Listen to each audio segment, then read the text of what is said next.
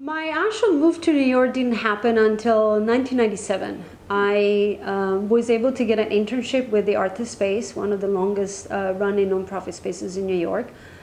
However, I have been going to New York pretty much on a regular basis since 1995. What happened essentially after my graduation from university in Siena, I moved back to Torino and I started working with a small nonprofit organization that was actually run by a fairly big collector who had a massive industrial space just outside of Torino, on the outskirts of the city, and was looking for someone who can help him essentially man the space, curate exhibitions, and kind of help everything from deciding which artists to work with to coordinate with the catalogs, shipping, etc.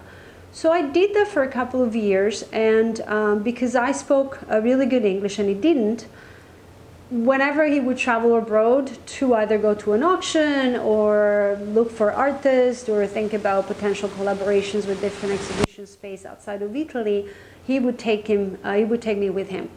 So we started to go to New York on a fairly regular basis, maybe like twice or three times a year. And that's really when I started to build my own network. I started to meet with a lot of artists. Some of them we actually then invited to Torino to participate in exhibitions. And started to meet other curators. I started to get a sense about the lay of the land. And I knew that I was eventually going to end up there. But what was interesting also about New York, the very first time I was there, I was 9 years old. I went with my parents. And I remember climbing up the Empire State Building, and it was a beautiful summer day, actually very clear, not foggy like it usually is in the summer. And I had just this beautiful view of Manhattan below me. And I just knew right then and there that I would have ended up moving and living in New York. There was not a shred of doubt in my mind. So that was a certainty that I really grew up with. And I just became very comfortable and very driven about making that happen.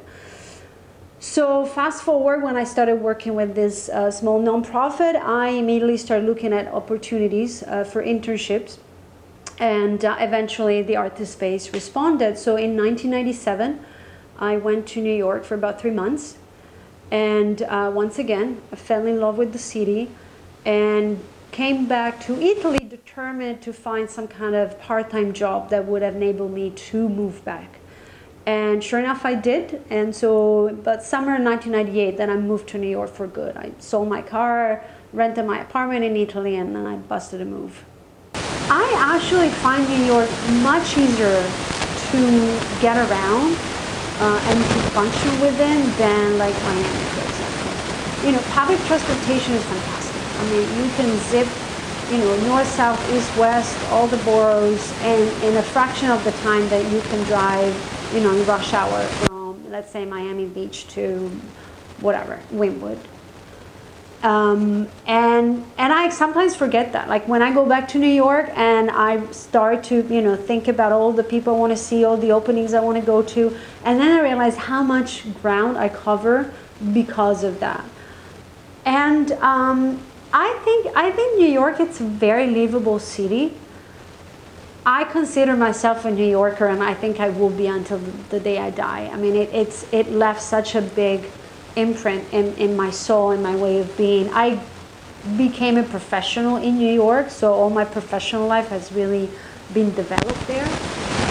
But I think I got to the point, my husband and I, where after 15 years, I was witnessing so many friends around me who had to flee the city because they couldn't take it anymore. You know, it's the grind. I mean, it's a place that after a while gets tiresome. You know, it never stops. And I also felt that I just wasn't getting the juice that I used to. You know, it's exciting. There is so much stuff going on. But after 15 years, it almost becomes the same old, same old. So you got another Guggenheim Opera, you got the MoMA, you got this, and the, you know, Lincoln Opera, whatever. And we just felt that we wanted to have something different. And that's really what prompted the move to Florida.